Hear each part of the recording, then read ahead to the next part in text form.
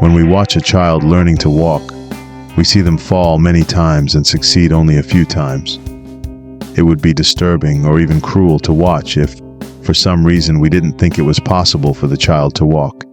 And it would be even more sadistic to witness if the child only had a very short period of time to succeed.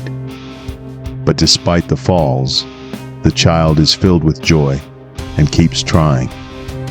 The child focuses more on the moments they can balance rather than on the falls, which proves that the moments of joy are what keep us moving forward, no matter how many times we may fall.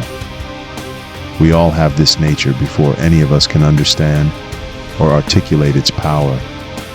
This beautiful and fulfilling everyday life situation can spawn the inquiry into the existence of evil, the fundamental question as to why imperfection exists, and why do so-called bad things happen, or more broadly, why creation itself exists. It is essential to accept that creation inherently involves imperfection and gradual development. Therefore, it's reasonable to question the reason for our existence and conclude that it is ultimately unproductive. The conclusion would be valid only if the existence of our human experience would end at this point. If we had to limit the observation of our growth within this narrow space of time, the sight of our current behavior in this world would be judged as cruel. So, when using the analogy of a child learning to walk, we can compare our awkward stumble towards progress as humankind embraces the joy of its balance and keeps trying.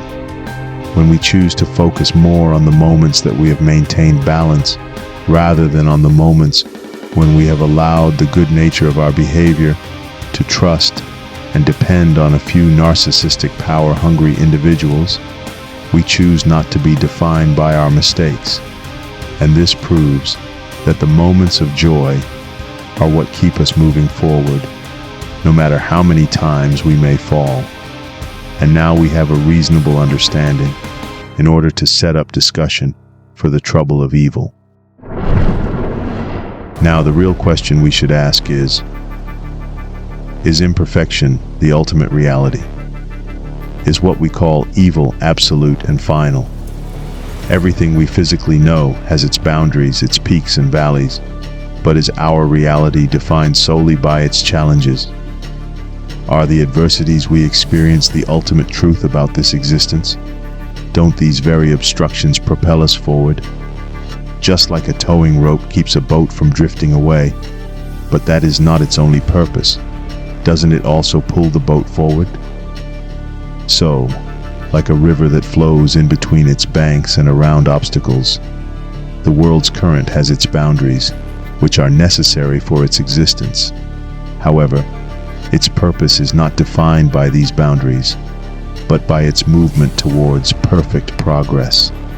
When we are confronted with calamity, it seems to demand a great deal of our attention.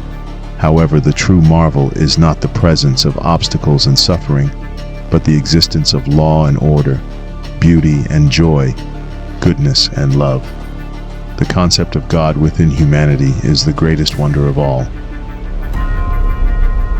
We have come to understand a profound paradox. That which is limited is not confined by its limits. It is always in motion, continually shedding its finiteness.